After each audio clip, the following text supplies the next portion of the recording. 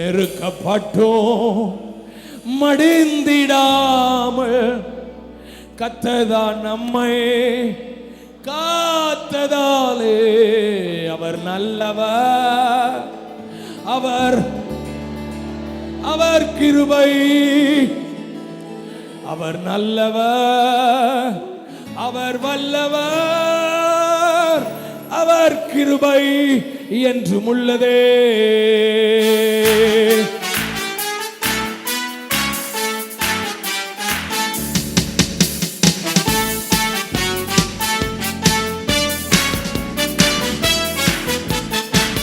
தேவ கிருபை என்றும் உள்ளது, அவர் கிருபை என்றும் உள்ளது. அவரை போற்றி துதித்து பாடி அல்லேலூயா என்றார். வாலிப தம்பில கை தட்டி பாடுங்க. துதித்து பாடி அல்லேலூயா என்றார். பறிப்போம் நெருக்கப்பட்டும் மடிந்திடாமல் கர்த்தர் நம்மை காத்ததாலே நெருக்க மடிந்திடாமல் காத்ததாலே அவர் நல்லவர், அவர் come on worship, அவர் நல்லவர், அவர் கிருபை. காரிருள் போன்ற கஷ்டங்கள் வந்தும் பாரினில் அவரின் பாதையின் ஒளியாய். காரிருள் போன்ற கஷ்டங்கள் வந்தும் பாரினில் அவரின் பாதையின் ஒளியாய் என்னை நடத்தினார். அவர் கிருபை இயேசுவே என்னை நடத்தினார். அவர் கிருபை என்றும் உள்ளது. சத்துரு சேனை தொடர்ந்து சூழ்கை பக்தனம் தாவீதின் தேவன் நமக்கு. சத்துரு சேனை பக்தனம் தாவீதின் தேவன் நமக்கு முன் சென்றாரே. அவர் திறந்து கைய தட்டி முன் சென்றாரே. அவர் அக்கினி சோதனை பட்சிக்க வந்தும் முச்செடி தந்து தோன்றிய தேவர். அக்கினி சோதனை பட்சிக்க வந்தும் முச்செடி தந்து தோன்றிய பாதுகாத்தாரே. அவர் நல்ல, அவர் கிருபை சபையே பாதுகாத்தாரே. அவர் கிருபை என்றும் உள்ளதே. தேவ கிருபை என்றும் உள்ளதே. அவர் நல்ல கை தட்டி அவரை போற்றி. இந்த ஆராதனை நேரத்தை விட விளையேறப்பட்ட வேறொன்றுமில்லை. துதித்து பாடி அல்லேலூயா என்றார். பறிப்போம் வெள்ளம் போல் நிந்தை மேற்கொள்ள வந்தும் வீரன் நெகேமியா ஆவியை அழித்து. வெள்ளம் போல் நிந்தை வீரன் நெகேமியா சபையே திட நம்பிக்கை தைரியம் ஈந்தாரே. திட நம்பிக்கை தைரியம் ஜீசஸ். தேவ கிருபை என்றும் உள்ளதே. அவர் பாவங்க பிரச்சனை நாங்க பெற்றுக்கொள்ள வந்திருக்கிறோம். அபிஷேகத்தின் மலையை எங்க மேல ஊற்றுங்க. அவரை போற்றி துதித்து பாடி அல்லேலூயா என்றார். பறிப்போம் நித்திய தேவனாம் சத்திய பரண்டார் நித்தமும் நம்முடன் இருப்பதாலே. நித்திய தேவனாம் நித்தமும் நம்முடன் இருப்பதாலே அவர் நல்லவர் என்றும் துதியுங்க. புதுபலன் அவர் நல்லவர் என்றும் துதியுங்க. அவர் கிருபை என்றும் உள்ளதே. தேவ கிருபை என்றும் உள்ளதே. அவர் கிருபை என்றும் உள்ளதே. அவரை போற்றி நீங்களே நல்ல வாயை திறந்து ஆராதிங்க. பலவீனங்கள் மாறும், சோர்வுகள் மாறும், தடைகள் மாறும். அவரை போற்றி துதித்து பாடி அல்லேலூயா என்று ஆர்ப்பரிப்போம். அவரை போற்றி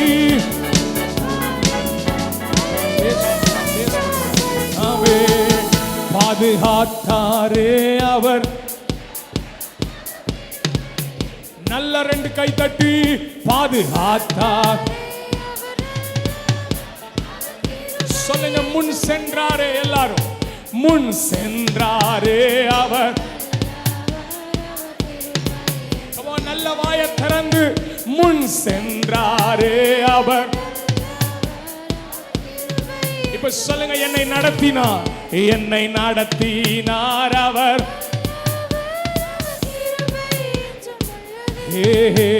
என்னை நடத்தினார் அவர் நல்லவர், அவர் கிருபை. என்னை நடத்தினார் அவர்.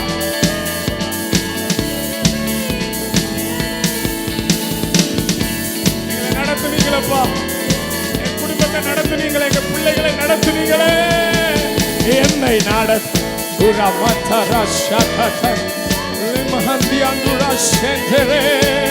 என்னை நடத்தினார் அவர் நல்லவர். கையை தட்டி தாவீதுக்கு அருளின நிச்சயமான கிருபைகளை அருளுவேன் என்று சொன்ன ஆண்டவர், இந்த காலை ஆராதனையில சோர்ந்து போன அத்தனை பிள்ளைகளையும் ஆவியில பலனாய் கர்த்தர் நடத்துங்க. விடுதலை விடுதலை விடுதலை, கிருபை நிறைவு, தேவ பிரசன்னம். நான் விழும்படி நீ என்னை தள்ளினாய், கர்த்தரோ எனக்கு உதவி செய்தார். நீர் என்னை தேற்றுகிறதை என் பகைஞர் கண்டு வெட்கப்படும்படி எனக்கு அனுகூலமாக ஒரு அடையாளத்தை, அந்த அடையாளம் தான் தேவ பிரசன்னம், அந்த அடையாளம் தான் தேவ வார்த்தை, அந்த அடையாளம் தான் அந்த காலை. நல்ல கையை தட்டி நீங்க பிரசனத்துக்குரியவங்கிற அடையாளத்தை கர்த்தர் போடுகிறார். நீங்க ஜெயத்துக்குரியவங்கிற அடையாளத்தை சபை ஆராதிக்கட்டும். கையை தட்டி ஆவில ரேகமா ஷகதனா. உங்க பணம் உங்க அடையாளம் கிடையாது, உங்க கார் உங்க அடையாளம் கிடையாது, உங்க பிசினஸ் உங்க அடையாளம் கிடையாது, உங்க பிராண்ட் நேம் உங்க அடையாளம் கிடையாது. கர்த்தருடைய வாக்குத்தத்தமே, கர்த்தருடைய அழைப்பே உங்கள் அடையாளம். ரேகதரா மோஷகதரா உரியந்தனா. அப்படி கையை உயர்த்தி, எனக்கு இன்னும் தேவை கிருபை. நீங்க தான் ஆராதிக்கணும். கையை உயர்த்தி, எனக்கு இன்னும்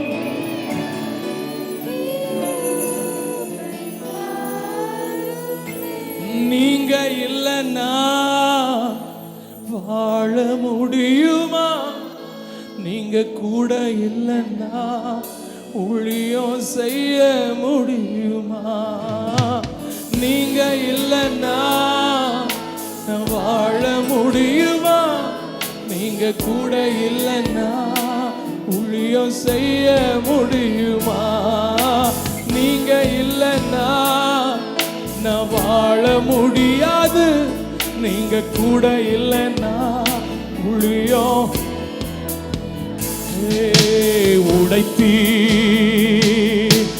உருவாக்கினி சிட்சித்தீ சீர்படுத்தினி உடமிட்டீ புதிதாக்கினி பிரித்தீ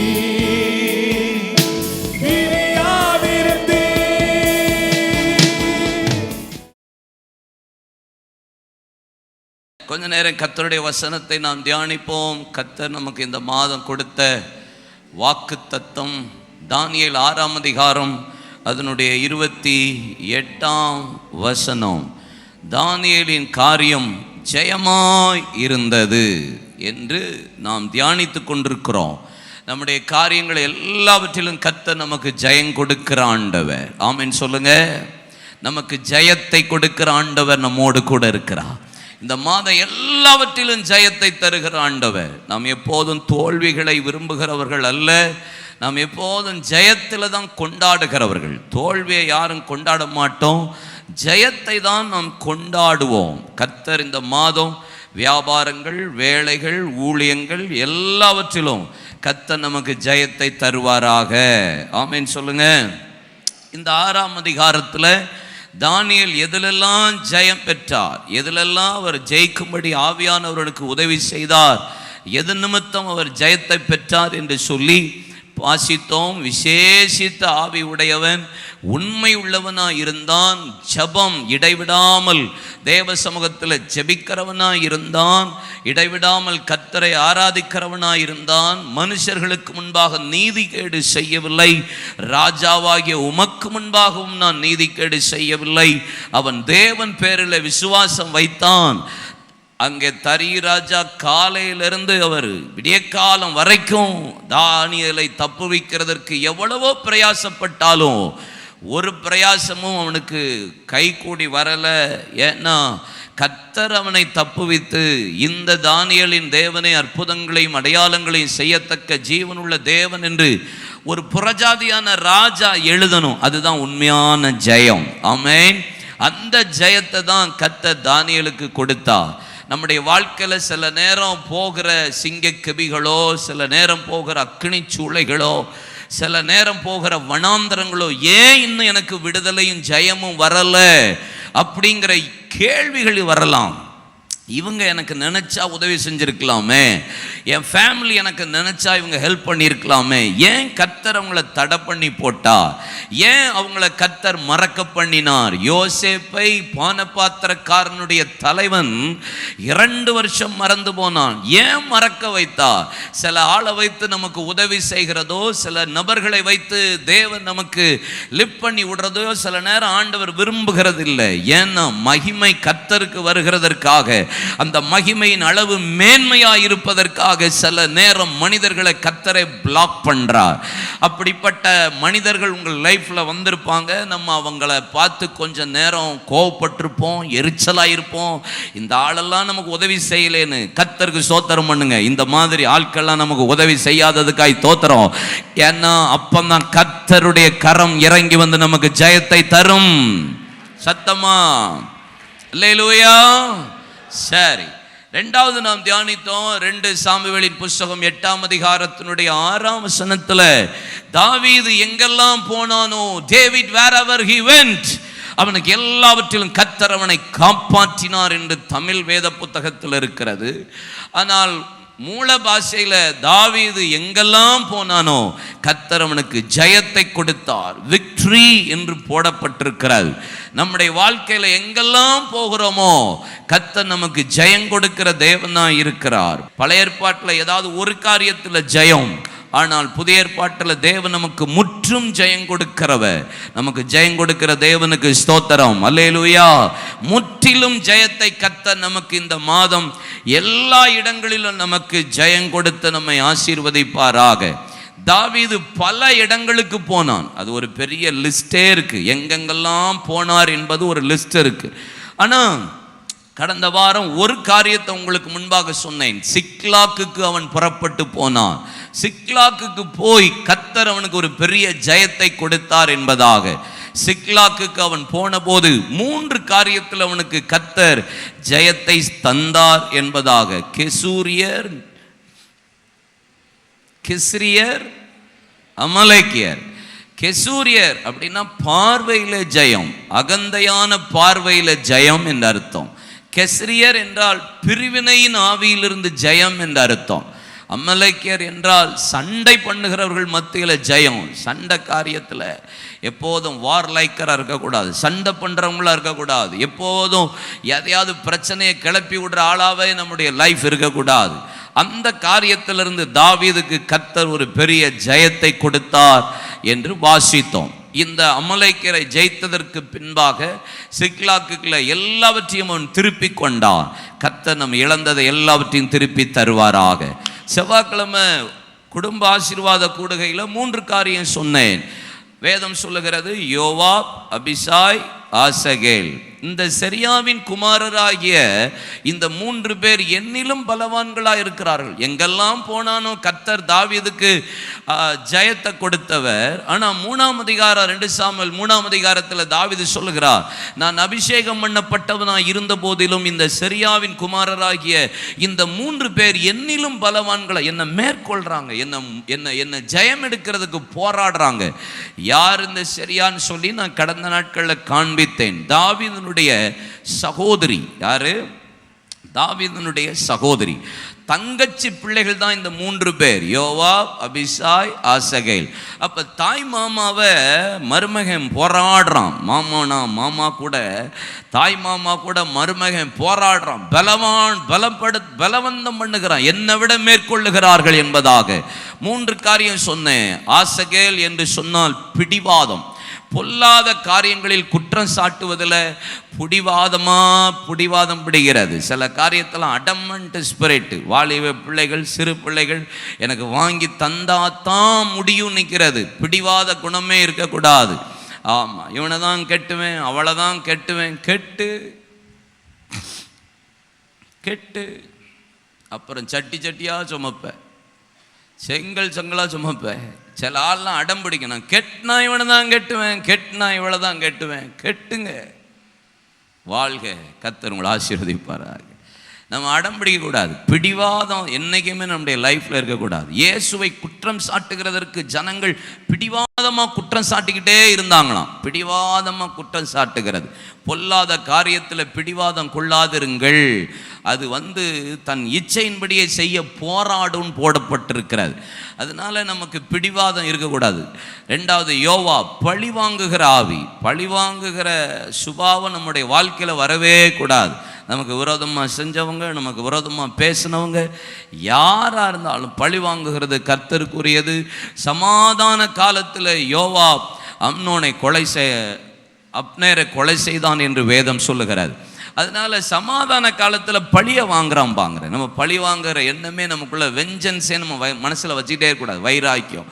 அப்சலோம் தன் சகோதரியை கெடுத்ததுக்காக அவன் மனசிலேயே வச்சிட்டே இருந்தான் பழி வாங்கிறதுக்கு. கடைசியில் இருதயத்தில் மனசிலேயே அவன் ஈட்டியில் குத்தப்பட்டு யோவாப்பால் கொல்லப்பட்டான் என்று வேதம் சொல்லுகிறது. பழி வாங்கிறதுக்கு இடமே கொடுக்கக்கூடாது. அபிசாய் தவறான நெகட்டிவான காரியத்தை கேட்க பிடிக்காத கேரக்டர் தான் அபிசாய். அப்படின்னா நம்மளை பற்றி பாசிட்டிவாக சொன்னால் பல பேருக்கு பிடிக்கும், பல பேருக்கு இல்லை, எல்லாருக்கும் அதான் பிடிக்கும். பாசிட்டிவாக பேசினா எல்லாருக்கும் அதான் பிடிக்கும். நீங்கள் சூப்பரு, நீங்கள் அப்படி, நீங்கள் கிரேட், நீங்கள் ராஜாதி ராஜ, நீங்கள் வள்ளல், நீங்கள் கொடை வள்ளல், நீங்கள் தயாபரர், நீங்கள் வருங்கால முதலமைச்சர், நீங்கள் வருங்கால பிரதமர், நீங்கள் வேற லெவல் ஊழியன்னு ரொம்ப ஹாப்பியாக இருக்கும். அதே நெகட்டிவாக நம்மளை பற்றி யாராவது பேசினா கேட்க பிடிக்காது. அபிசாயம் அப்படி தான். நெகட்டிவாக யாராவது அவனை பற்றி பேசினா பிடிக்காது.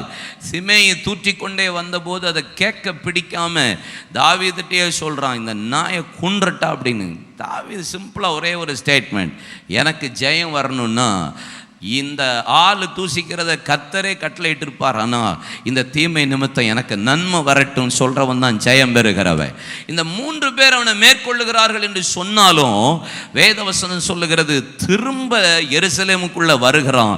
எல்லாவற்றிலும் கர்த்தர் அவனை ஜெயம் பெற்று ராஜாவாய் உட்கார பண்ணினா. இந்த நாளில் ஒரு காரியத்தை உங்களோட பேச போகிறேன். தாவீதின் காரியம் எப்படி இருந்ததா? ஜெயமா இருந்தது. அவன் எங்கெல்லாம் போனானோ கர்த்தர் அவனுக்கு ஜெயம் கொடுத்தார் என்று வேதம் சொல்லுகிறது. இப்போ ஒரு இடத்தை உங்களுக்கு காண்பித்து கொடுக்கிறேன். 2 சாமுவேலின் புஸ்தகம் அதனுடைய 2ஆம் அதிகாரம் அதனுடைய 1, 2, 3 வசனங்களை நாம் வாசிக்க கேட்போம். பின்பு தாவீது கர்த்தரை நோக்கி, நான் யூதாவின் பட்டணங்கள் ஒன்றிலே போய் இருக்கலாமா என்று விசாரித்தான். அதற்கு கர்த்தர் போ என்றார். எவ்விடத்திற்கு போகலாம் என்று தாவீது கேட்டதற்கு அவர் எப்ரோனுக்கு போ என்றார். அப்படியே தாவீது தன் 2 மனைவிகளாகிய இஸ்ரேல் ஊரானாகிய அகினோவமோடும் நாபாலின் மனைவியாயிருந்த கர்மேல் ஊராளான அபிகாயிலோடும் கூட அவ்விடத்துக்கு போனான்.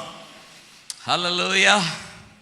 தேவ சமூகத்தில் தாவீது விசாரிக்கிறான், கர்த்தர்ட்ட விசாரிக்கிறான், ஆண்டவரே நான் எங்கே போகணும், நான் போகிற இடம்லாம் எனக்கு ஜெயம் தரேன்னு சொல்லி வாக்கு பண்ணியிருக்கிறீர், கர்த்தர் அப்படியே ஜெயமும் கொடுத்தார்.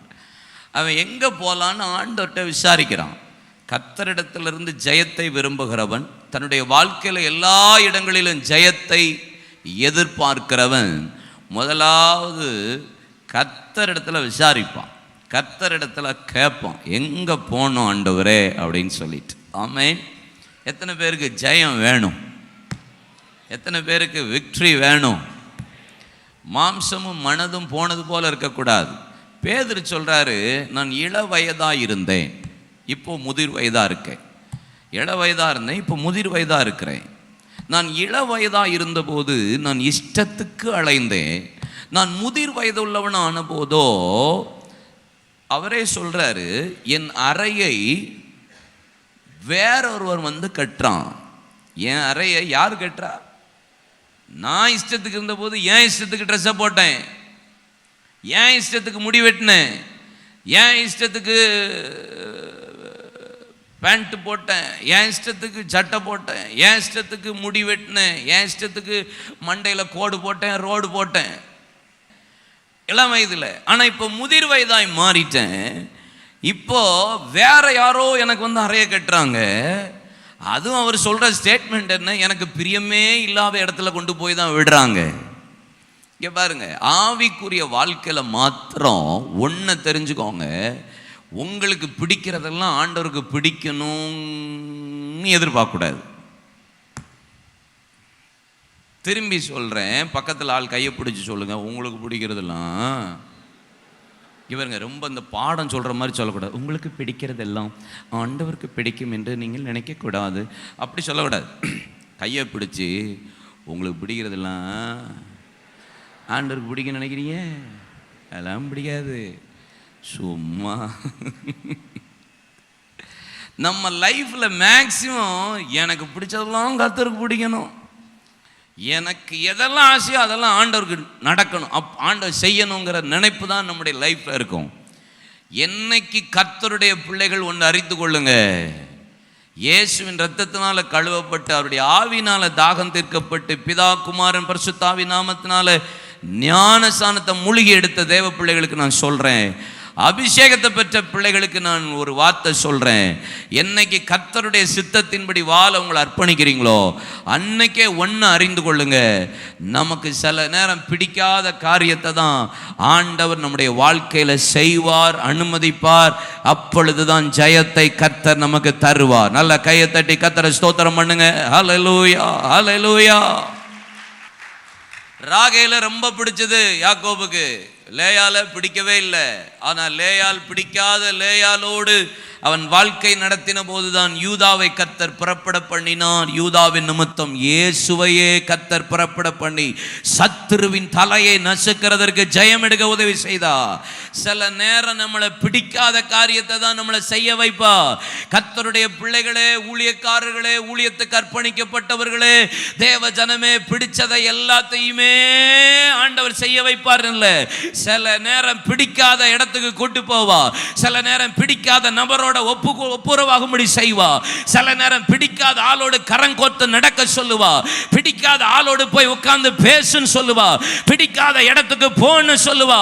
உங்களுக்கு பிடிக்கிறதுனால அங்க போக மாட்டேன்னு சொல்லுவீங்கன்னா தரிசனத்தை இழந்தீர்கள், ஜெயத்தை இழந்து விடுவீர்கள். ஆனா என்னைக்கு பிடிக்காத காரியத்தை நீங்க பிடிக்கிற மாதிரி ஒப்பு கொடுத்தால் ஜெயம் உங்களுடையதாய் மாறும். ஆமென். கர்த்தரிடத்துல விசாரித்தான், தேவன் உனக்கு ஒரு இடத்தை காட்டுறார். ஆபிரகாமுக்கு எப்படி எங்கே போகணும்னு சொன்ன உடனே உனக்கு ஒரு புத்திரனையும் குமாரனையும் கூட்டிகிட்டு போய் மோரியா என்னும் மலையில் கொண்டு போய் நான் காண்பிக்கிற தேசத்தில் ஒரு மலையில் ஒன்றில் போய் பாருனாரு. 4ஆம் வசனம் சொல்லுகிறது, தன் கண்களை ஏறெடுத்து பார்த்தபோது கர்த்தர் குறித்த இடத்தை கண்டான் என்று வேதம் சொல்லுகிறது. அப்போ கர்த்தர் ஃபிக்ஸ் பண்ண பிளேஸ் தான் எப்ரோன். எப்ரோன், எப்ரோனுக்கு போகிறான். எப்ரோன் என்றால் என்ன அர்த்தம் தெரியுமா? ஃபெலோஷிப்னு அர்த்தம், ஐக்கியம். எப்ரோன் என்ன அர்த்தம்? ஃபெலோஷிப், ஐக்கியம். பழைய ஏற்பாட்டில் எப்ரோன் இருக்காது, எபிரோன் இருக்கும். ஏபிரோன் அப்படின்னு இருக்கும். அதுக்கு கொஞ்சம் நவுண்டு தாவீது நாட்களில் வந்தால் எப்ரோன் இருக்கும். சரியா? எபிரோன். எப்ரோன், எப்ரோனுக்கு போ. அவனை மட்டுமா போ சொன்னாரு? அவன் போகும்போது யாரெல்லாம் கூட்டு போனா? அகினோவா ஒரு வீட்டுக்காரி, இன்னொரு வீட்டுக்காரி பேரு, இப்போ முதல் மனைவி பேர் என்ன? அகினோவா. ரெண்டாவது யாரு? அபிகாயில். இவங்க ரெண்டு பேரையும் கூட்டிட்டு வேதவசனம் சொல்லுகிறது. அது மாத்திரம் இல்லையா, அடுத்தது பார்த்தீங்கன்னா முழு ஜனங்களையும் அவன் கூட்டி கொண்டு போனான், குடும்பங்களையும் கூட்டி கொண்டே போனான் என்று வேதம் சொல்லுகிறார். எனக்கு ரொம்ப ஒவ்வொரு வார்த்தைக்கு ஒவ்வொரு அர்த்தம் சொல்றேன், அதை அப்படியே ஜாயின் பண்ணி நான் மொத்தமா ஒரு வார்த்தை சொல்றேன். எப்ரோன்னு என்ன சொன்னேன்? கத்தமா சொல்லுங்க, ஐக்கியம்.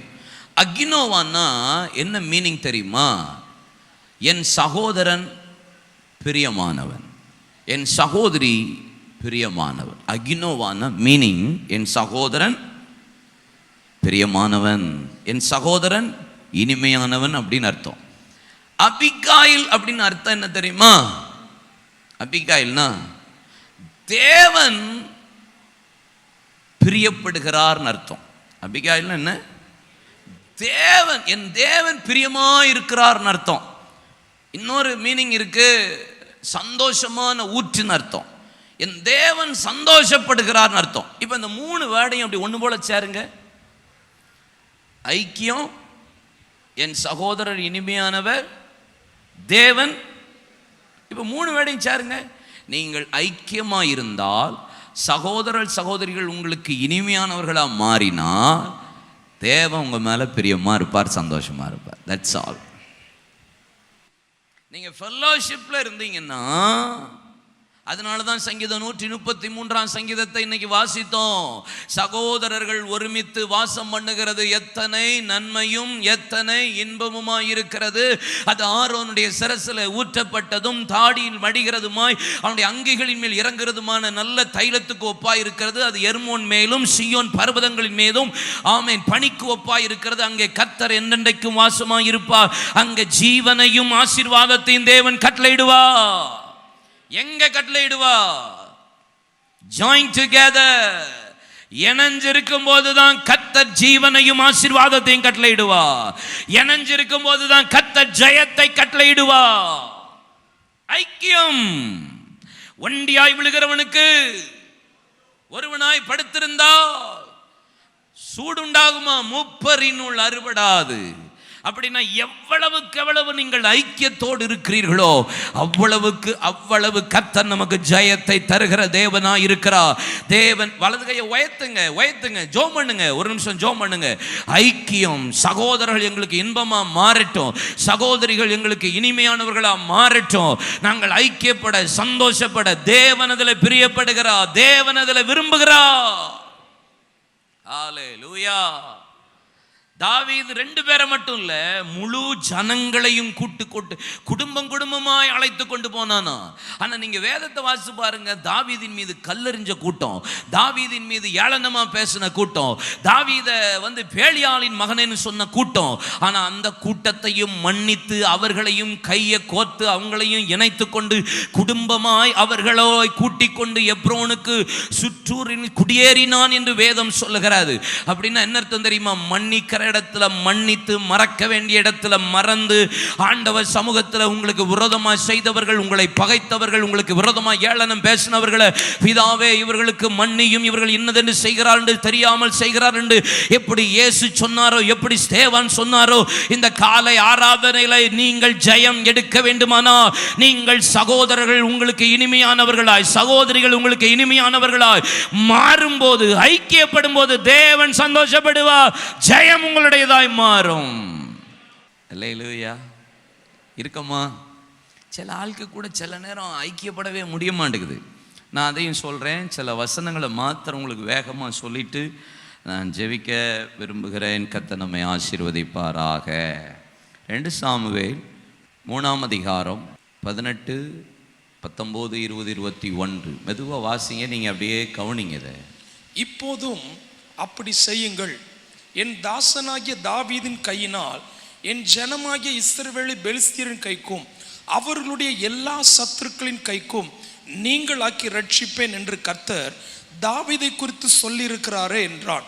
இந்த பிரகாரமாக அப்னேர் பெஞ்சமின் மனுஷர் காதுகள் கேட்க பேசினான். அப்னேர் இஸ்ரவேல் பார்வைக்கும் பெஞ்சமினுடைய எல்லா குடும்பத்தினரின் பார்வைக்கும் சம்மதியானது எல்லாம் எப்ரோனிலே தாவீதின் காதுகள் கேட்க பேசுகிறதற்கு போனான். அப்னேரும் அவனோடு கூட 20 பேரும் எப்ரோனில் இருக்கிற தாவீதினிடத்தில் வந்தபோது தாவீது அப்னேருக்கு அவனோடே வந்த மனுஷருக்கும் விருந்து செய்தான். தாவீது என்ன செய்யறான்? அப்னேர் யாரு சொல்லுங்க? ஆப்போசிட் பார்ட்டியில இருக்கிற ஒரு ஆளு. அவனுக்கு ஆண்டவர் கொடுத்த வெளிப்பாடு, ஆவியானவர் அவனோடு இடைப்பட்டது நிமித்தம் அப்னேர் சொல்றான், இல்லை தாவீது, நீர் தான் இஸ்ரவேல்ல ராஜா, உமக்கு நலமானதையும் சம்மதியானதையும் நான் செய்வேன், அதை எல்லாரும் இஸ்ரவேல் ஜனங்கள் கேட்கும்படி அவன் சத்தம் போட்டு பேசுறான். தாவீதுக்கு ஒரே சந்தோஷம். எதிரி ஆள்ல இருந்து ஒரு மனுஷன் வந்து இப்படி சொல்றான். உடனே தாவீது அப்னேருக்கு விருந்து செய்தான். அடுத்த வாசிசேன்.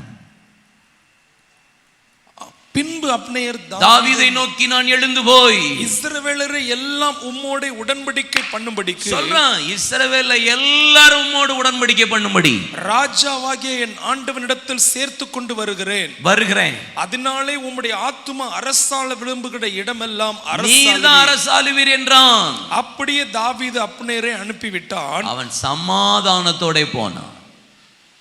ஃபெல்லோஷிப், ஒரு பெரிய ஐக்கியத்தை பாருங்க.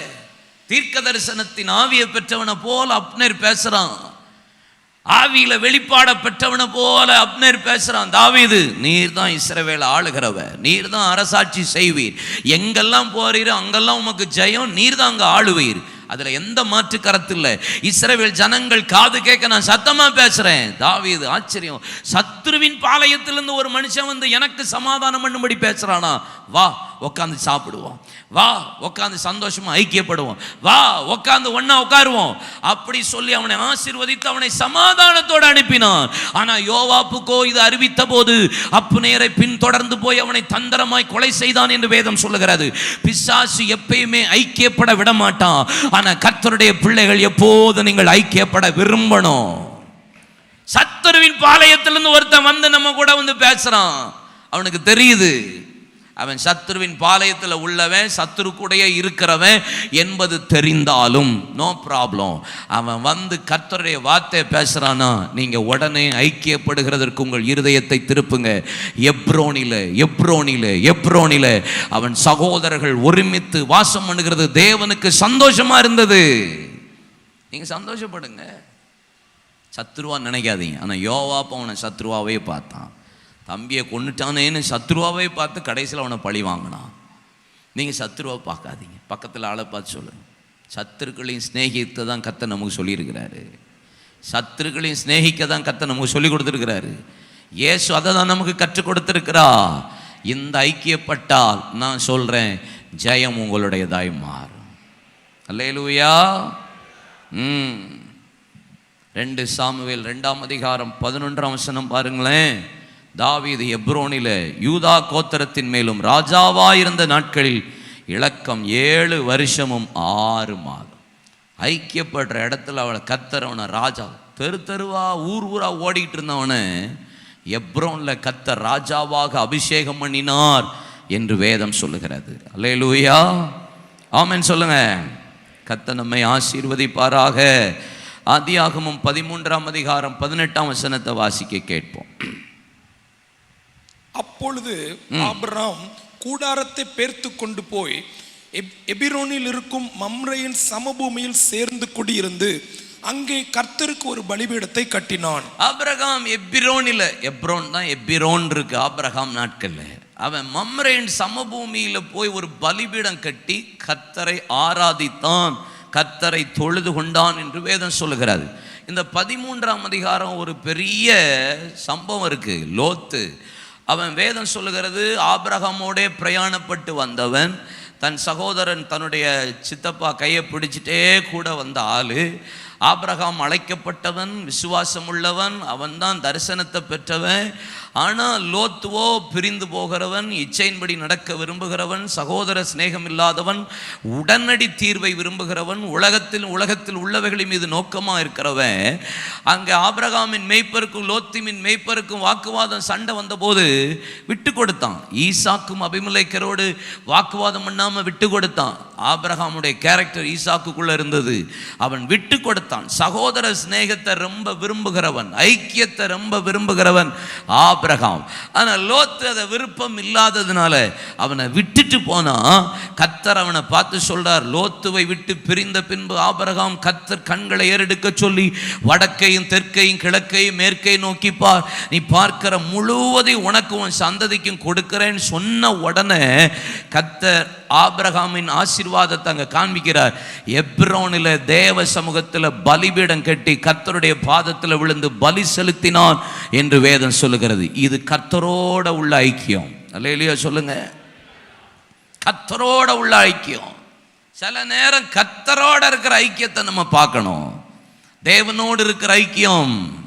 சில ஆட்கள் போவாங்க வருவாங்க நம்முடைய சீன்ல. ஆனால் கர்த்தரோட இருக்கிற ஐக்கியத்தை நம்ம ஒரு நாள் விட்டுறக்கூடாது. ஆமேன்னு சொல்லுங்களேன்.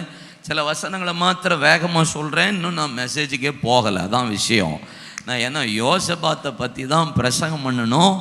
ஆமாம், இன்னும் 3 காரியம் இருக்குது. ஆனால் வேகமாக சொல்கிறேன். யோசுவா 15:13 வாசிச்சேன். யோசுவா 15:13. எப்னையின் குமாரனாகிய காலேபுக்கு யோசுவா கர்த்தர் தனக்கு கட்டளையிட்டபடியே ஏனோக்கின் தகப்பனாகிய அர்பாவின் பட்டணமான எபிரோனை யூதா புத்திரர் நடுவே பங்காக கொடுத்தான். எபிரோனை யூதாவின் புத்திரருக்கு, யூதா கோத்திரத்துக்கு பங்கா கொடுக்கப்பட்டது எப்ரோன். அப்போ யூதாவுக்கு எப்ரோன் போச்சுன்னா யூதா எப்படி இருப்பான்? நியாயாதிபதிகள் 1ஆம் அதிகாரம் 1-3 வசனத்தை வாசித்து பாருங்க. யோசுவாவின் நாட்கள் முடிந்ததற்கு பின்பாக யுத்தத்துக்கு யார் முன்பாக போக வேண்டும் என்று கேள்வி எழும்பினது. கர்த்தரிடத்தில் விசாரித்த போது ஆண்டவர் சொல்றார், யூதா முன்பாக புறப்பட கடவன். யூதா முன்பாக புறப்பட கடவன் ஆண்டவரே சொல்லிட்டாலும் யூதா புறப்படல.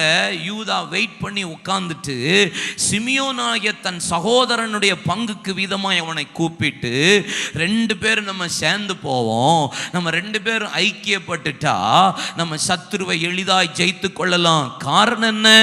எப்ரோனின் பங்கு யூதாவுக்கு வந்ததுனால, ஐக்கியம் அந்த ஆவி அவங்கள தொடர்ந்து வந்ததுனால யூதா பாருங்க, அவன் பிரிந்து போகாதவனாய் இருந்தான். யுத்த காலத்தில் யோசுவாவின் நாட்களுக்கு பின்பாக சிமியோனையும் அழைத்து, என் பங்கு விதத்துக்கு நீ வா, உன் பங்கு விதத்துக்கு நான் வர, 2 பேரும் சேர்ந்து போய் யுத்தம் பண்ணுவோம், கர்த்தர் நமக்கு ஜெயம் கொடுப்பார் என்று சொன்னது போலயே யூதாவும் சிமியோனும் இணைந்து போனார்கள். கர்த்தர் ஜெயத்தை சத்துருக்கள் மத்தியிலே கொடுத்தா. நீங்க எப்போ ஐக்கியப்படுறீங்களோ அப்பந்தான் கர்த்தர் ஒரு பெரிய ஜெயத்தை தருவா. பிரசங்கி 4ஆம் அதிகாரம் 9-12 வசனங்களை வாசித்து பாருங்கள். ஒருவனாய் போயிருந்தால் பலன் வராது, 2 பேர் சேர்ந்து போனா பலன் உண்டாகுமே. சத்துருவை துரத்தலாமே, ஒருவன் 1000-ம் 2 பேர் 10,000-ஐயும் துரத்தலாமே. ஆண்டவருடைய கால்குலேஷன் அதுதான். மனுஷ கால்குலேஷன் ஒருவன் 1000னா 2000, 2 பேர்னா 2000 தான். ஆனா ஆண்டவருடைய கால்குலேஷன்ல 2 பேர் ஐக்கியப்பட்டால் 10,000 பேரை துரத்தக்கூடிய பலனை கர்த்தர் தருவார், ஜெயத்தை தேவன் தருவார். ஐக்கியப்படுங்க. பக்கத்தில் பார்த்து சொல்லுங்க, ஐக்கியப்படுங்க. எப்படி படணும்? ஆமாம், கரெக்டாக ஐக்கியப்படணும். சொல்லுங்க. தேவையில்லாத ஆள் கூட போய் உட்கார ஐக்கியப்பட்டுறக்கூடாது. 1 நாளாகமம் 6ஆம் அதிகாரம் 53-55 வசனத்தை வாசித்தா, இந்த எப்ரோன் யாருக்கு கொடுக்கப்பட்டதான்? ஆசாரியர்களின் பட்டணமாக மாறிச்சான். அது அடைக்கல பட்டணமாக மாறிச்சான். யோசுவா 21:13 வாசிச்சான். யோசுவா 21:13. இப்படியே கொலை செய்தவனுக்கு அடைக்கல பட்டணமாக ஆசாரியராகிய ஆரோனின் குமாரனுக்கு எப்ரோனையும் அதன் வெளிநிலங்களையும் லிப்னாவையும் அதன் வெளிநிலங்களையும் கொடுத்தார்கள். ஆசாரியர்களுக்கு கொடுக்கப்பட்ட பட்டணம் எப்ரோன், அது ஒரு அடைக்கல பட்டணமாய் கொடுக்கப்பட்டது என்று 1 நாளாகமம் 6ஆம் அதிகாரம் 53-55 வசனம் வரைக்கும் சொல்லப்பட்டிருக்கிறது. அப்போ இது ஒரு ஆசாரியர்கள் பட்டணம், இது ஒரு அடைக்கல பட்டணம், இது ஒரு ஐக்கியமான இடம். இந்த ஐக்கியத்தில் நம்ம இணைஞ்சாதான் கர்த்தர் ஒரு பெரிய ஜெயத்தை தருவார். நம்ம இணைஞ்சு நிற்கும் போது தான் தேவன் நம்ம மீது சந்தோஷப்படுவார். ஐக்கியம் வந்தாதான் ஜெயம் வரும். அல்லேலூயா சொல்லுங்க. சபையில் ஐக்கியப்பட்டால் தான் ஜெயம் வரும். கர்த்தரோடு ஐக்கியப்பட்டால் தான் ஜெயம் வரும். விசுவாசிகளோட சரியான ஃபெலோஷிப் இருந்தால் தான் கர்த்தர் ஜெயத்தை தருவார். தவறான ஐக்கியமும் கொள்ளக்கூடாது. நீங்கள் 2 சாமுவேல் 15:7, 2 சாமுவேல் 15:7, 8, 9, 10 வரைக்கும் கூட வாசிக்கலாம். 40 வருஷம் சென்ற பின்பு அப்சலோம் ராஜாவை நோக்கி, நான் கர்த்தருக்கு பண்ணின என் பொருத்தனை எப்ரோனில் செலுத்தும்படிக்கு. தாவீது இஸ்ரவேல்ல ராஜாவாய் யூதாவில் அரசாட்சி செய்யும் போது எப்ரோனில் 7.5 வருஷம் எப்ரோனில் தான் ஃபஸ்ட்டு ராஜாவாக மாறினான். அப்சலோம் தாவீதுக்கு விரோதமாக கலகம் பண்ணுறான் மகன். அவனும் எங்கே தான் போகிறான்? எப்ரோன். வாசிசான். கர்த்தர் என்னை எருசலேமுக்கு திரும்பி வர பண்ணினால் கர்த்தருக்கு ஆராதனை செய்வேன் என்று உமது அடியனாகிய நான் சீரிய தேசத்திலே கெசூரிலே குடியிருக்கும் போது பொருத்தனை பண்ணினேன் என்றான். அதற்கு ராஜா, சமாதானத்தோட போ. அப்பொழுது அவன் எழுந்து எப்ரோனுக்கு போனான். அப்சலோம் இஸ்ரவேல் கோத்திரங்கள் எல்லாம் வேவுக்காரரை அனுப்பி, நீங்கள் எக்கால துணியை கேட்கும் போது அப்சலோம் எப்ரோனிலே ராஜாவானான் என்று சொல்லுங்கள் என்று சொல்லி வைத்திருந்தான். ஜனங்கள் எல்லாம் இவனுடைய வஞ்சகம் தெரியாதபடிக்கு அவனோட கூட போனார்கள் என்று அடுத்த வசனத்தில் இருக்கு. ஜனங்கள் என்ன செய்ய போறான்னு தெரியாமலேயே 11 எருசலேமிலிருந்து வரவழைக்கப்பட்ட 200 பேர் அப்சலோமோட கூட போனார்கள். அவர்கள் வஞ்சகம் இன்றி அறியாமையினாலே போனார்கள். எதுக்கு போறோன்னே தெரியாம எப்ரோனுக்கு போனாங்க.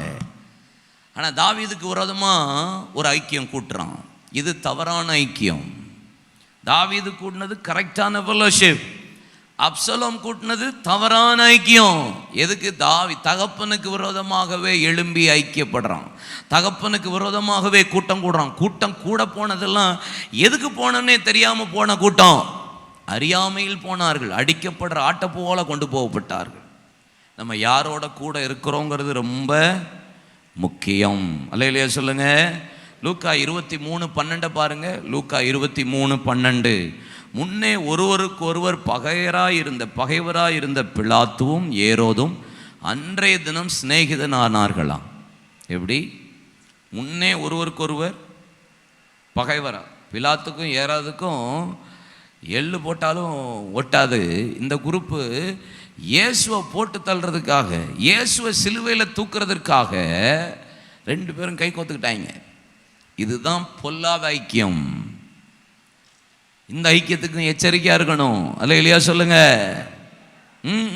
இதுவும் ஐக்கியம்தான். ஆனால் பிசாசு இப்படி ஒரு ஐக்கியத்தை உண்டாக்குறான். ஒரு எழுப்புதல் இருந்துச்சுன்னா பொய்யான எழுப்புதல் உண்டு. ஒரு ஆராதனை இருந்துச்சுன்னா பொய்யான ஆராதனையும் இருக்கும். ஒரு ஐக்கியம் இருந்துச்சுன்னா பொய்யான ஐக்கியமும் பிசாசு கூட்டுவான். நீங்கள் அதில் கவனமாக இருக்கணும். ஆமென் சொல்லுங்க. அல்லேலூயா. 1 கொரிந்தியர் 1:9 பாருங்க. 1 கொரிந்தியர் 1:9 தம்முடைய குமாரனும் நம்முடைய கர்த்தருமாய் இருக்கிற இயேசு கிறிஸ்துவினுடைய ஐக்கியமா இருப்பதற்கு. எதுக்கு கர்த்தர் நம்மளை அழைச்சிருக்கிறாராம்? அவரோட ஐக்கியமா இருக்கிறதுக்கு தான் கர்த்தர் அழைத்திருக்கிறார். கலாத்தியர் 2:9 வாசிப்போம். எனக்கு அளிக்கப்பட்ட கிருபையை அறிந்தபோது தூண்களாக எண்ணப்பட்ட யாக்கோபும் கேபாவும் யோவானும் தாங்கள் விருத்த சேதனம் உள்ளவர்களுக்கும் நாங்கள் புறஜாதிகளுக்கும் பிரசங்கிக்கும்படி அந்தியோனிய ஐக்கியத்திற்கு அடையாளமாக எனக்கு பர்னபாவுக்கும் வலது கையை கொடுத்து. ஃபெலோஷிப். நாங்கள் ஊழியத்துக்கு இங்கே போகிறோம்ப்பா, சேர்ந்து நாங்கள் அங்கே போகிறோம். ஊழியத்தில் போகிற இடத்துல எப்படி ஒரு யூனிட்டி கர்த்தர் வைத்திருக்கிறாரு பாருங்க. நாங்கள் இங்கே போகிறோம், ஐக்கியப்படுறோம். நீங்கள் இங்கே போங்க, இந்த பட்டணத்துக்கு போங்க, நீங்கள் இந்த கிராமத்துக்கு போங்க. பவுல் சொல்கிறாரு, புறஜாதிகளுக்கு விருத்த சேதனம் இல்லாதவர்களுக்கு ஊழியம் செய்கிறதுக்கு இவங்களெல்லாம் தெரிஞ்சு கொண்டாரு. அந்த ஐக்கியமும் சூப்பரு. எப்பா, விருத்த சேதனம் உள்ளவர்களுக்கு ஊழியம் செய்கிறதுக்கு எங்களை கர்த்தர் தெரிஞ்சு வச்சிருக்கிறாரு. நாங்கள் போகிறோம் இங்கிட்டு, நீங்கள் அங்கிட்டு போங்கப்பா, நாங்கள் அங்கிட்டு போகிறோம். எவ்வளோ ஃபெலோஷிப், எவ்வளோ நீட்டான ஒரு பிரின்சிபல், எவ்வளோ நீட்டான ஒரு நல்ல ஒரு டிசைன், ஒரு மாதிரியை பண்ணி இந்த ஒழுங்கின்படி ஊழியம் செய்வோன்னு சொல்கிறாங்க. இவங்க எங்கள் குரூப்பு உங்கள் குரூப்பான். ஆமென். எபேசியர் 3:11 இயேசு கிறிஸ்துவை கொன்று எல்லாவற்றையும் சிருஷ்டித்த தேவனுக்குள்ள ஆதி காலங்கள் முதல் மறைந்திருந்த ரகசியத்தினுடைய ஐக்கியம் இன்னதென்று எல்லாருக்கும் வெளிப்படையாக காண்பிக்கிறதற்கு இந்த கிருபை எனக்கு அளிக்கப்பட்டிருக்கிறது. ஐக்கியத்தை வெளிப்படுத்துறதுக்கு தான் கர்த்தர் கிருபையை தாராரு. ஆமே. இது அந்த உபதேசம் இந்த உபதேசம் சொல்றதுக்கு இல்ல, நாம் ஐக்கியப்படுகிறதற்காக. பிலிப்பியர் 2ஆம் அதிகாரம் 1-8 வசனத்தை நீங்க வீட்டில் போய் தயவுசெய்து வாசிங்க. ஐக்கியப்படுறவங்களுக்குள்ள இருக்கிற கேரக்டரை இயேசு அங்க காண்பித்து பிரதிபலித்து காண்பித்து இருக்கிறார். ஆதலால் கிறிஸ்துக்குள் யாதொரு ஆறுதலும் அன்பினால யாதொரு தேர்தலும் ஆவியில் யாதொரு ஐக்கியமும் யாதொரு உருக்கமான பட்சமும் இரக்கங்களும் உண்டானால், உங்களுக்குள்ள ஃபெல்லோஷிப்னு ஒன்று இருந்தா நீங்க எப்படி இருப்பீங்க தெரியுமா? ஏக சிந்தை இருக்கும், ஏக அன்புள்ளவர்களா இருப்பீங்க, இசைந்த ஆத்துமா உள்ளவர்களாய் ஒன்றே சிந்தித்து என் சந்தோஷத்தை நிறைவாக்குவீங்க. அதுக்கப்புறம் இயேசுவை குறித்தும் அவருடைய வாழ்க்கை குறித்தும் அவருடைய கேரக்டர் குறித்தும் போடப்பட்டிருக்கு. நீங்க ஐக்கியப்பட்டிருந்தா இந்த சுபாவம் எல்லாம் நமக்குள்ள வரும். தயவுசெய்து பிலிப்பியர் 1-8 வசனத்தை வீட்டில் போய் தயவுசெய்து உட்கார்ந்து வாசிச்சு ஐக்கியப்பட நம்மை அர்ப்பணிப்போம். கர்த்தர் நம்மை ஆசீர்வதிப்பார். பிலமோன் 1ஆம் அதிகாரம் 17ஆம் வசனம், ஆதலால் நீர் என்னை உம்மோட ஐக்கியமானவன் என்று எண்ணினால் என்னை ஏற்றுக்கொண்டது போல அவனையும் ஏற்றுக்கொள்ளும். பிலமோனுக்கு நிருபம் எழுதுறார், ஒனேசிமேர்ல ஏதாவது பிரச்சனை போராட்டம் இருந்துச்சுன்னா ஒன்று சொல்றேன்ப்பா, நீ என்னோட ஐக்கியமா இருந்தீன்னா நீ அவனை ஏற்றுக்கோ, அவனை ஏற்றுக்கோ. நான் உன்னோட மன்றாடுறேன். அதிகாரம் செலுத்துகிறதற்கு எனக்கு எல்லாம் இருந்த போதிலும் நான் அதிகாரம் செலுத்தல, உன்கிட்ட மன்றாடுறேன். ஃபெல்லோஷிப்புக்கு முக்கியத்துவம் கொடுக்கிறான் பவுல். 1 யோவான் 1ஆம் அதிகாரம் 6ஆம் வசனம் 7ஆம் வசனம் பாருங்க. நாம் அவரோடு ஐக்கியப்பட்டவர்கள் என்று சொல்லியும் இருளில் நடக்கிறவர்களாயிருந்தால் சத்தியத்தின்படி நடவாமல் பொய் சொல்லுகிறவர்களாயிருக்கிறோமே. 7ஆம் வசனம், அவர் ஒளியில் இருக்கிறது போல நாமும் ஒளியிலே நடந்தால் ஒருவரோடு ஒருவர் ஐக்கியப்பட்டிருப்போம். அவருடைய குமாரனாகிய இயேசு கிறிஸ்துவின் இரத்தம் எப்ப கழுவோம்? ஐக்கியப்பட்டால். அல்லேலூயா சொல்லுங்க. எல்லாரும் எழுந்து நிற்போம். கர்த்தர் உங்களை ஆசீர்வதிப்பாராக. யோசபாத்து தவறான ஐக்கியம் கொண்டான். அதைத்தான் நான் பேச போகிறேன். தொடர்ந்து பேசுவோம். கர்த்தர் நம்மை ஆசீர்வதிப்பார். விவாகத்தில் தவறான ஐக்கியம், தொழிலில் தவறான ஐக்கியம், யுத்தத்தில் தவறான ஐக்கியம். யோசபாத்து அந்த காரியத்தை வரும் நாட்களில் தியானிப்போம். பரிசுத்தாவி வருகிறதற்கு முன்பாக சீஷர்களின் ஐக்கியம் எப்படி இருந்துச்சு, வந்ததுக்கப்புறம் அவங்க ஐக்கியம் எப்படி இருந்துச்சு, வந்ததுக்கப்புறம் அவங்களுடைய வாழ்க்கையிலுடைய ஜப வாழ்க்கை ஊழிய வாழ்க்கையில் அவங்க ஐக்கியம் எப்படி இருந்தது, அதையும் பேசுவோம். பரிசுத்தாவியாக நமக்கு உதவி செய்வாராக. நல்ல கண்களை மூடுவோம், கர்த்தரை நோக்கி பார்க்கலாம்.